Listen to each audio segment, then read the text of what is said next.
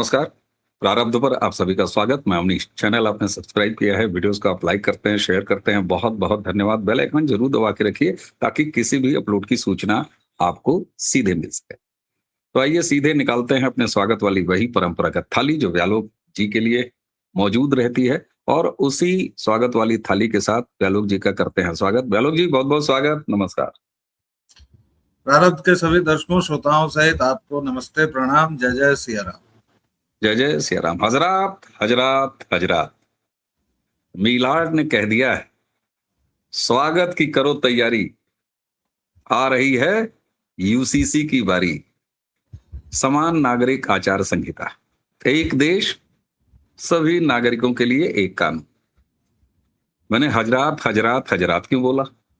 हजरात हजरात इसलिए बोला कि सुप्रीम कोर्ट के सामने एक याचिका गई थी, और याचिका भी बड़े कुख्यात वकील, जिस पर ₹1 का फाइन हुआ था, जुर्माना हुआ था, याद है, थूक के चाटने के लिए, प्रशांत भूषण। प्रशांत भूषण एक याचिका लेके गए थे मुस्लिम महिलाओं के पक्ष की तरफ से, और वो याचिका लगी सीजेआई साहब सूर्यकांत जी, जस्टिस आर महादेवन और जस्टिस जयमाला बागची की ये पीठ, 3 लोगों की पीठ, 3 जजेस की पीठ। वहां पर ये कहना था कि साहब, ये जो मुस्लिम महिलाओं को एक जो विरासत का कानून है, उस विरासत के कानून में परिवर्तन करना चाहिए और उसको बिल्कुल नॉर्मल कर देना चाहिए जो हिंदुओं के लिए लागू है। इस पर जस्टिस सूर्यकांत ने कहा, यह तो बड़ी अच्छी बात है, बिल्कुल होना चाहिए। फिर उन्होंने प्रशांत भूषण से कहा, महाराज ये तो यूसीसी का मामला है। अब आप सोचिए, प्रशांत किशोर के सामने यूसीसी का मामला कह देना, प्रशांत किशोर अचक गए। और यही नहीं रुके, सीजेआई ने यह कहा, एक काम करते हैं, बेहतर है कि आप अपनी याचिका में थोड़ा परिवर्तन करिए। प्रशांत भूषण ने कहा, ठीक है साहब, हम कर लेंगे। और प्रशांत भूषण ने तर्क क्या दिया? उन्होंने कहा कि अगर शरिया कानून आप रद्द कर देंगे साहब, तो फिर उससे जो बाकी प्राविधान है मुस्लिम परिवारों के लिए, उसमें प्रॉब्लम होगी। आप ये अलग से कर सकते हैं कि मुस्लिम महिलाएं पुरुषों के समान विरासत अधिकारों में अपना अधिकार रखेगी। अब उसके बाद 2017 का एक मामला जरा गूगल करिएगा दर्शकों, शायरो बानो का मामला। सारा बानो 3 तलाक को असंवैधानिक घोषित किया था, और तब बड़ा हल्ला मचा था। इसी देश के सुप्रीम कोर्ट ने किया था। अंततः 3 जजों की इस बेंच ने कहा कि सबसे बेहतर यह है कि कोई कानूनी निर्वात या शून्य या कोई घालमेल ना इसमें से पैदा हो, इसे विधायिका के सामने पेश करते हैं। और क्या ही बेहतर होगा कि विधायिका अब सीधे सीधे इस देश में यूसीसी यानी समान नागरिक आचार संहिता लेके आए। तो इसका क्या मतलब है? इसका मतलब यह है कि इस देश की सबसे बड़ी अदालत अब ये फैसला कर चुकी है, वो तैयार बैठी है, मन बना ली है। क्योंकि हम सबको शंका रहती है कि सरकार कुछ भी लाएगी, कोर्ट साहब उस पर हथौड़ा मार देंगे, लेकिन अब नहीं मार पाएंगे। ये संकेत दिया है जुडिशरी ने, यानी सुप्रीम कोर्ट ने, कि आप यूसीसी लेके आइए। और मुस्लिम महिलाओं पर याचिका की सुनवाई करते समय ये कहा है, क्योंकि असमानता वही है, समाप्त उसे ही करना है। जैसा कि दर्शकों आपको पता है, हम व्यालोक जी जब ये बात करते हैं जुडिशरी को लेके, तो मैं कहीं भी 1% भी अगर कोई संभावना दिखाई देती है जहां इस देश की जुडिशरी बदल रही है, इस देश की जुडिशरी अब आम जनता, हमारे आपके अधिकारों, चिंताओं को ध्यान में रख रही है, और ध्यान में ही नहीं रख रही है, उस हिसाब से या तो रिएक्ट कर रही है या फैसले दे रही है, तो मैं इसे कहता हूं कि साहब ये जुडिशियली में बदलाव का ककहरा है जो धीरे धीरे पढ़ा जा रहा है। और यही चीज लेके मैं व्यालोक जी के पास आता हूं, और इनसे फिर वही पूछता हूं, और आज भी पूछ रहा हूं, व्यालोक जी, मिलाड बदल रहे हैं क्या? जुडिशरी खुद अपने अंदर रिफॉर्म कर रही है क्या?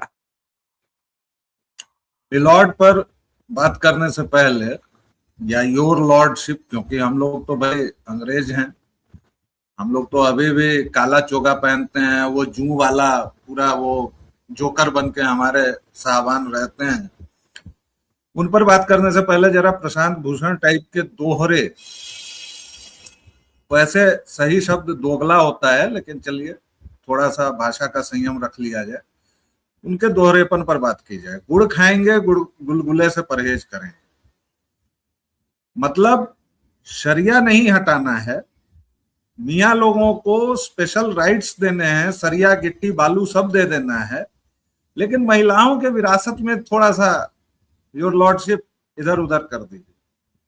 और दर्शकों, इससे पहले कि आप नीचे बौछार करें, हाँ 2 बार अवनीश जी के मुंह से गलती से प्रशांत भूषण की जगह प्रशांत किशोर निकल गया है, उसकी तरफ मैं ध्यान आपका दिला देता हूं। ये गंदा काम मैं कई बार कर चुका हूँ। दोनों कुल मिलाकर एक ही है, इसलिए दोनों कुल मिलाकर एक ही है, इसलिए उसमें कोई खास बात नहीं है, वो निकल जाता है मुंह से कई बार। गुड़ खाएंगे, गुलगुले से परहेज करेंगे, ये प्रशांत भूषण और उनके टाइप के वकीलों की नियति है। कोई भी मसला होता है, अभी उत्तम नगर में एक हिंदू युवक की हत्या हुई, बुलडोजर एक्शन चालू हुआ और कौन लोग चले गए लपक के, और उसके बाद ये लोग कहेंगे कि मोदी सरकार क्या कर रही है। अब मुझे मोदी सरकार का नाम लेना पड़ता है क्योंकि इन लोगों ने इतना बवाल मचा दिया है, इतनी चरस बो दी है, थोड़ा सा हारमोनियम लेके इधर उधर भी निकलता हूं। पहले गैस की बुकिंग होती थी, कितने दिनों में आती थी साहब? भूल जाइए ईरान इराक युद्ध, भूल जाइए ईरान अमेरिका युद्ध, भूल जाइए ईरान इजराइल। हाल के दिनों में 3-4 महीने पहले तक आप बुकिंग करते थे, एक से दूसरे दिन आती थी सिलेंडर, अभी बुकिंग हुई है, तीसरे दिन पहुंच रही है। लेकिन हमारे देश के लोग इतने काबिल हैं कि 3-3, 4-4 सिलेंडर भरवा के रखना है। 900 का सिलेंडर 1500 तक पहुंचा दिया है भाई लोगों ने। इसमें भी मोदी जी की गलती है। लोग ऐसे ऐसे महान हैं, जेएनयू की पढ़ी लिखी तथाकथित आजकल एक पार्टी की प्रवक्ता भी है, और उसको आजकल विरोधियों ने, गिरोहियों ने सिर पर चढ़ा रखा है। वो कह रही है कि बांग्लादेश के तेल के टैंकर निकल रहे हैं होर्मुज स्ट्रेट से। अच्छा, होर्मुज स्ट्रेट क्या होता है पूछ दिया जाए तो इन लोगों की पतलून गिली हो जाएगी। लेकिन भारत के क्यों नहीं निकल रहे हैं? Compromised PM. बेटा ऐसा है कि बांग्लादेश को अभी 5000 टन, अब तुम कहोगी कि ये लीटर की जगह टन में कैसे नाप लिया आपने? वो डीजल भारत ने दिया है। अब वापस आते हैं आपके मसले पर, मैं फिर से कहूंगा जी, इससे पहले कि आप वापस आए, मैं जिंदा और नंगा सबूत दिखाता हूं आपको कि एलपीजी की वाकई में क्राइसिस है। हम मानते हैं सरकार ने थोड़ा नियंत्रण किया है और वो एक मैनेजमेंट है, क्राइसिस नहीं, लेकिन हदलाहट। मैंने, यानी खुद मैंने, ये सामने एसएमएस आपको दिखाई अगर दे रहा हो दर्शकों, तो बीते मंगलवार को मैंने अपना एलपीजी बुक किया और मंगलवार को बुक करने के बाद आज सुबह, यानी मात्र तीसरे दिन, ये आपको दिखाई दे रहा है 900 कुछ रुपए का मेरा इनवाइस, मेरे अपने घरेलू कनेक्शन का इनवाइस जनरेट हो गया है। आज दोपहर में किसी भी समय गैस आ जाएगी। पहला ये। जी। दूसरा एक तथ्य और जरा याद दिला दूं, ये जो शॉर्ट मेमोरी वाले, मैं आप सबसे अपील करूंगा, मेरी बात मत मानिए, व्यालोक जी की भी बात मत मानिए। अभी फोन उठाइए, ये वीडियो देखते हुए या देखने के बाद जरा गूगल करिएगा और कांग्रेस पार्टी का 2014 लोकसभा चुनाव का चुनावी घोषणा पत्र जरा खोजिएगा और उसमें आपको एक बड़ा शानदार वादा मिलेगा कि अब साल में 9 सिलेंडर नहीं एलपीजी के, बल्कि हर घर को साल में 12 सिलेंडर मिला करेंगे। समझे कुछ आप? एलपीजी सिलेंडर महीने में 1 मिला करेगा, 9 की जगह 12 मिला करेगा। ये अपने चुनावी घोषणा पत्र में लिखकर 2014 का लोकसभा चुनाव लड़ी थी यही कांग्रेस पार्टी। व्यालोक जी, हमारे दर्शक सुधी हैं, वो समझ गए जी। और उसमें एक लाइन बस कि 6-6 घंटे तक लाइन में लग के धूप में लग के, वो सब तो बातें जाने दीजिए, क्योंकि वो तो भाई बहुत पुरानी बात हो गई। आप शॉर्ट टर्म मेमोरी लॉस वालों की बात कर रहे हैं, उनको कहाँ याद होगा। लेकिन वापस आते हैं जुडिशरी पर। एक वीडियो हम लोगों ने किया था ओबीसी वाले मुद्दे को लेकर, जब आप जुडिशरी को लेकर आए थे कि देखिए ये जुडिशरी ने कर दिया।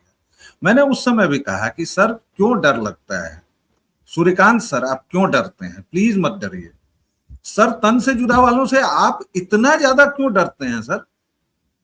अभी आपने तुरंत विधायिका खेल दिया है कि विधायिका को दे दीजिए। वैसे तो आप बहुत संज्ञान लेते हैं। आप इमरान प्रताप गढ़ी के घटिया बयान को दो बार यह कहते हुए 2025 मार्च में, 2025 जनवरी में छोड़ देते हैं कि भाई अभिव्यक्ति की स्वतंत्रता है। और अभी आपको जब कहने की बारी आई आपकी, आप एक लाइन में कह सकते थे सरकार, आप व्याख्या करने के लिए बैठे हुए हैं सर, कानून बनाने के लिए नहीं है। और हमारे जो भी दर्शक हैं वो ये बात जान लें कि सुप्रीम कोर्ट कानून नहीं बनाता है। सुप्रीम कोर्ट केवल इसलिए है कि वह संविधान की, कानून की व्याख्या कर सके, और तदनुसार अगर उसको सरकार को निर्देशित करना होता है, वह आज्ञा के टोन में नहीं देता है। वह कहता है कि हमारी सिफारिशें ये हैं, सरकार को ये करना चाहिए। तो सर आपने व्याख्या क्यों नहीं की? आपने क्यों नहीं कहा सरकार को कि आप इतने दिनों से यूसीसी पर लटके हुए हैं भाई, 11-12 साल हो गए, आप लाइए यूसीसी। लेकिन वही है, डर सबको लगता है, गला सबका सूखता है। सर तन से जुदा जिहादी गैंग को अगर सीधे कह देंगे तो क्या पता क्या बवाल हो जाए। इसलिए चलो सरकार पर फेंक देते हैं। अब सरकार जैसे ही कानून लाएगी वैसे ही गिरोही विरोधी, एक मौलाना है लुच्चा, मौलाना रशीदी जाहिल, वो सीधे तौर पर ऑन कैमरा कहता है कि भारत के मुसलमान ईरान का साथ देंगे, और उस पर कोई संज्ञान नहीं आप ले रहे हैं, ना हाई कोर्ट, ना सुप्रीम कोर्ट, ना लोअर कोर्ट। बाकी सभी मुद्दों पर तो आप संज्ञान लेते हैं। तो मुख्य मुद्दा यह है सर अवनीश जी कि डर क्यों लगता है। आपने बहुत अच्छी व्यवस्था दी, मैं एकदम गदगद हूं, मैं सुप्रीम कोर्ट के सामने नतमस्तक हूं, मैं बहुत, लेकिन आप सरकार को निर्देशित कर सकते थे।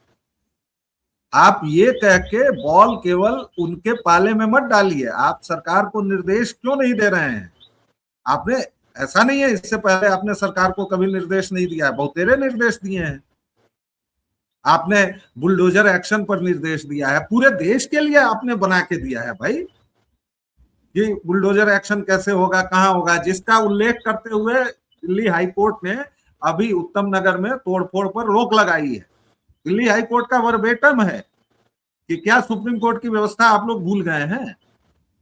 और यूपी में इसीलिए चलता है क्योंकि व्यवस्था नहीं भूले हैं योगी जी, वो व्यवस्था के मुताबिक तोड़फोड़ कर रहे हैं, वो व्यवस्था के मुताबिक चल रहे हैं। तो आप यानी सुप्रीम कोर्ट ये व्यवस्था क्यों नहीं दे रहा है कि सरकार से कहे कि बस बहुत हो गया, सरिया गिट्टी बालू बंद कीजिए और यूसीसी लाइए। मेरा ये सवाल है जी। बिल्कुल। और यहाँ मैं जो वकील साहब हैं प्रशांत भूषण, मैं इस बंदे की यहाँ पर तारीफ करनी पड़ेगी, क्योंकि देखिए अगर आप वाकई अपने आप को ये मानते हैं कि तटस्थ हैं, आप सही को सही कहते हैं, गलत को गलत, तो किसी के आदमी के हर कर्म बुरे हों ऐसा कोई जरूरी नहीं। जब अच्छे कर्म हों तो ये कहा जाना चाहिए। प्रशांत भूषण ये जो याचिका लेके गए थे याचिकर्ता की तरफ से, उसमें साफ कहा था कि भाई साहब ये जो शरिया के तहत जो महिलाओं के अधिकार का मामला है हमारे शरिया कानून में, इसको हटा दिया जाए और इसको सीधे सीधे जो हमारी संवैधानिक व्यवस्था है उसमें लाइए। अब यहाँ पर व्यालोक जी आपकी बात को ही आगे बढ़ा के एक तरफ आप नारा लगा देते हैं यूसीसी का, ये बात सही है, जिसे मैं पॉजिटिव मानता हूं, और इसीलिए ये एक पॉजिटिव खबर के रूप में मैं लेके आया हूं। क्यों? क्योंकि इसके दूरगामी परिणाम निश्चित पड़ेंगे। और मेरा ये मानना है कि इसका क्या ये अर्थ नहीं निकलता कि अब जुडिशरी इस बात के लिए भी मन बना रही है कि यूसीसी ले आए। अब देखिए जरा इसमें इन्होंने कैसे, व्यालोक जी वाली जो बात सही कैसे निकलती है। जैसे ये था तो उन्होंने याद दिलाया कि बॉम्बे हाईकोर्ट ने नरसू आप्पी माली नाम का एक फैसला दिया था एक मामले में, जिसमें ये कहा था कि पर्सनल लॉ को संवैधानिक कसौटी पर नहीं परखा जा सकता। क्या ये घिनौना मजाक नहीं है?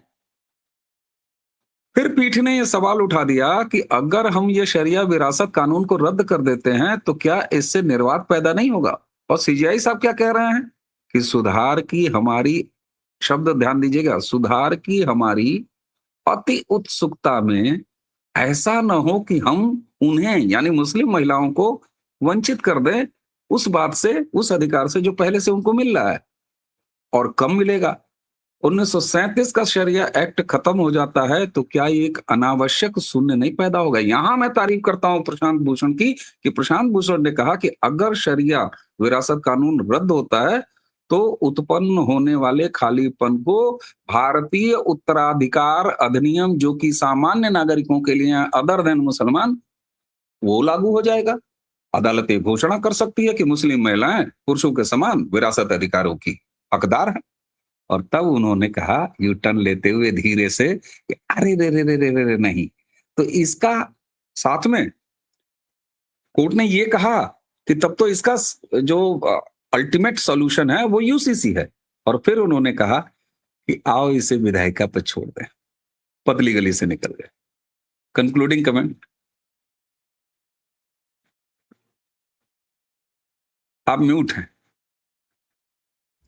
सॉरी, दिक्कत यह है अवनीश जी कि हम जैसे लोग थोड़ा बहुत पढ़ लिख के आ जाते हैं।